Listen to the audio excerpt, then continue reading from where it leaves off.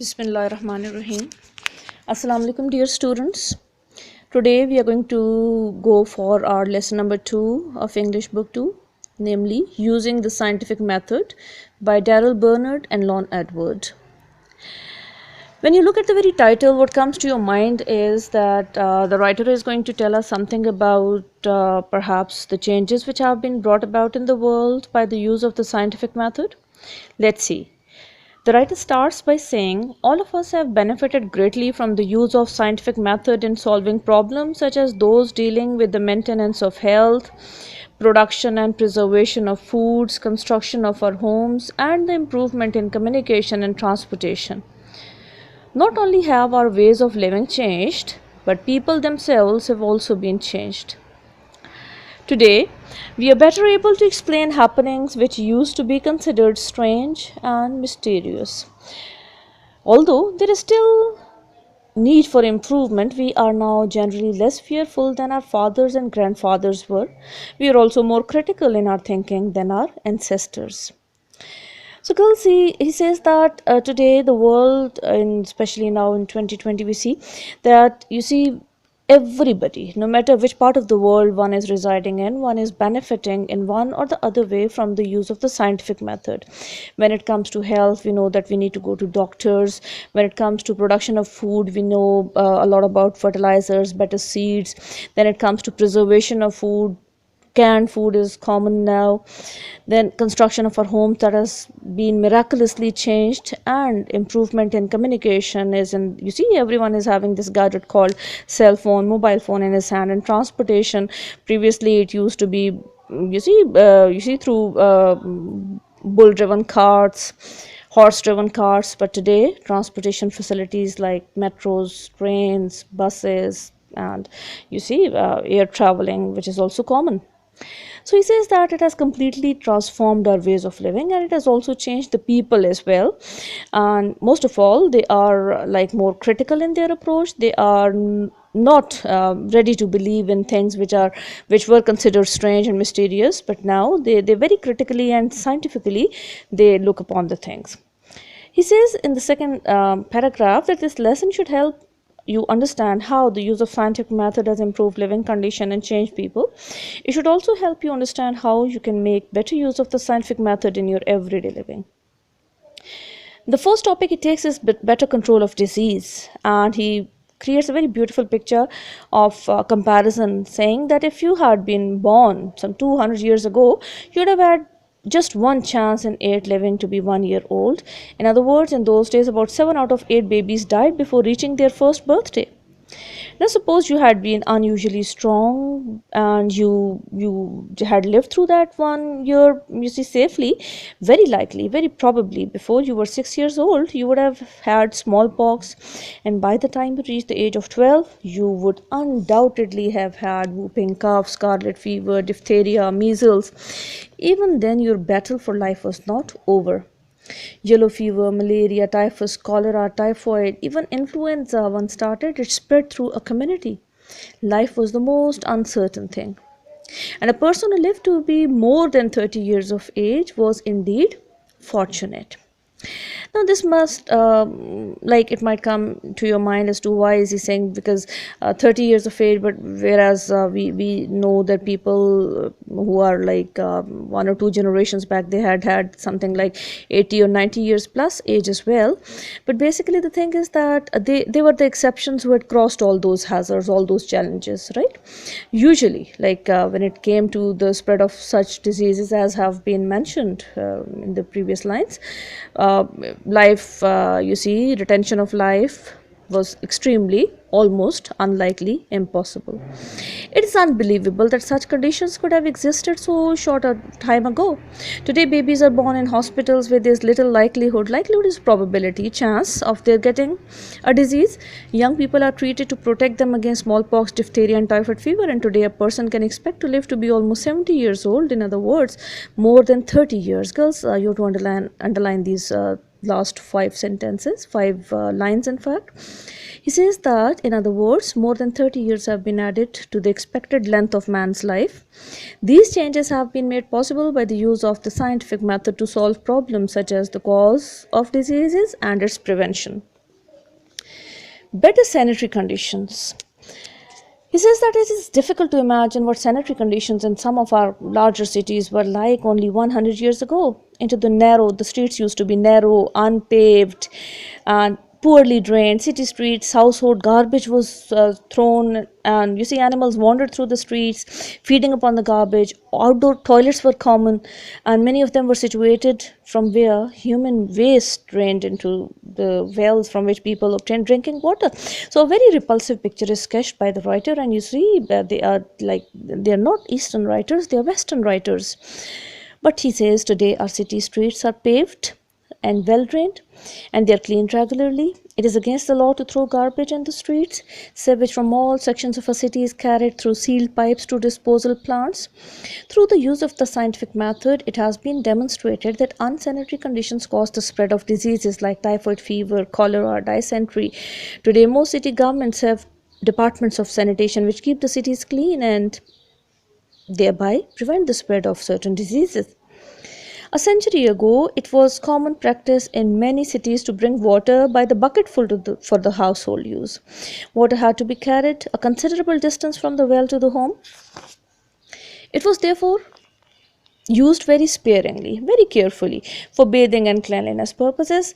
Often it came from sources that contained disease-producing germs. Towns and cities today have water systems that usually provide water enough for household use. One of the most important problems in the growth of cities has been to provide sufficient water to meet the many needs of an increasing population. And he gives the examples of Los Angeles. Los Angeles has solved the problem by bringing water to the city from the Colorado River 544 kilometers away. Carried through a pipeline or aqueduct. Aqua is water, duct is line, that is water pipeline. 1,000 million liters of water are diverted to the district daily. This is a remarkable advance from the bucket system of supplying homes with water. Now girls, when we were talking about this very point, it might definitely like when you look around, you see that in this advanced age of 21st century 2020, the whole world is once again faced with a very serious threat in the form of COVID-19, that is coronavirus. But you see, the scientific advancements, they are at least they are able to tell us the precautionary measures and how the spread can be stopped, reduced, and efforts are also being made to prepare vaccination so that the disease can be cured. Now, more food and better food. So, you see, till the discovery of that, till that vaccine is prepared by the scientists, by the health departments, precautions are to be practiced by everyone. Now, after this, we go to the next topic, which says more food and better food. As he touched upon it in the beginning as well, changes have taken place too in our eating habits. Through the use of science, we have learned that it is healthful to eat many kinds of food, and we have learned how to provide ourselves with a variety of foods throughout the year. People who lived a century ago probably enjoyed eating as much as we do today, but they could not have as many different kinds of foods. Most of their foods had to be produced on their own farms or in their own gardens. Since fresh vegetables could be obtained only during the growing season, people living in cold climates had none during the winter months.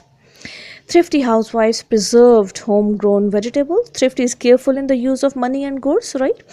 So they used to preserve their homegrown vegetables and fruits by canning them or pickling them. Pickling in those days, by using oil, and you see, call it the achar thing, no?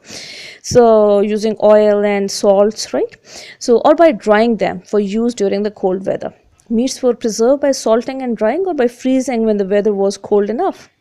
Seafoods were generally available only along the coast. Fish and shellfish could be eaten soon after they were caught. Now, what is the situation? Regardless of where the people live today, they can obtain some fresh fruits, meats, and vegetables throughout the year. By the quick freeze method, vegetables, fruits, seafoods, and meats of various kinds can be preserved so that they are both nutritious and enjoyable. Like girls, like many of the foods, they come to us just in this very form. right? Otherwise we will not, you see, will not have been able to enjoy them. So modern methods of selecting, grading, and processing food, selecting the best one, taking out the stale one, grading them with this the first category, A category, B category, and processing food, right? Processing in such a manner that they become preserved for a longer time. So these things have removed the risk of danger of poisoning from canned food. Dehydration, that is taking water out of something, that is the removal of water from such foods as milk, eggs, potatoes, and apples, has proved a practical method of preservation.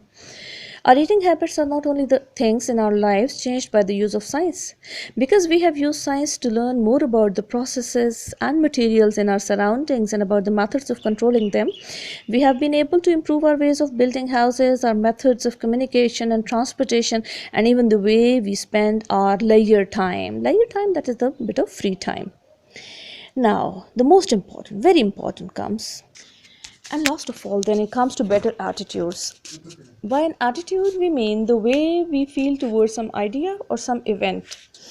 If a person believes that wearing some kind of charm will prevent him from having bad luck, he will wear the charm and will feel uncomfortable without it.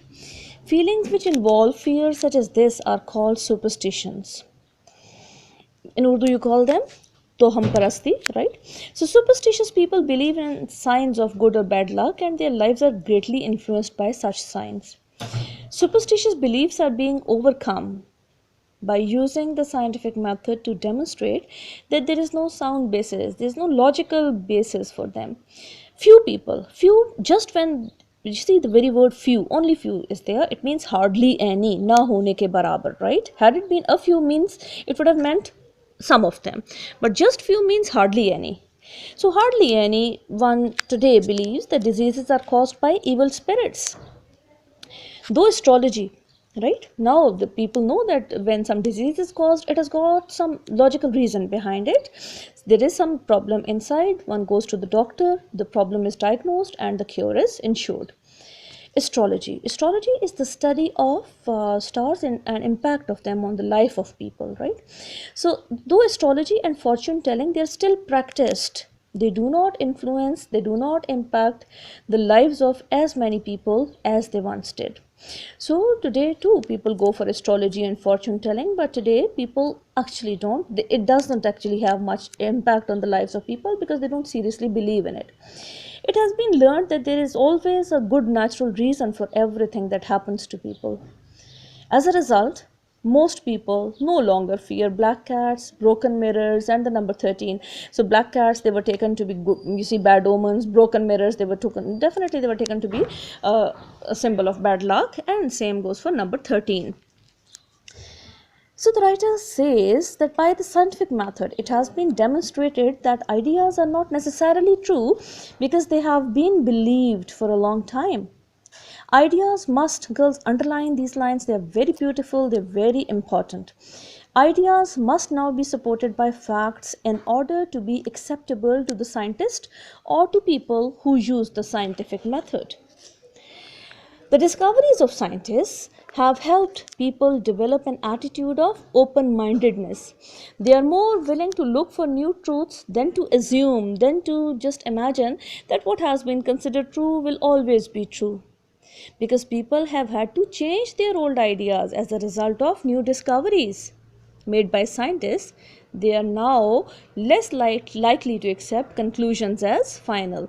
So as their experience told them that there were a lot of things which were believed in, but then science proved them wrong and they had to change their opinion.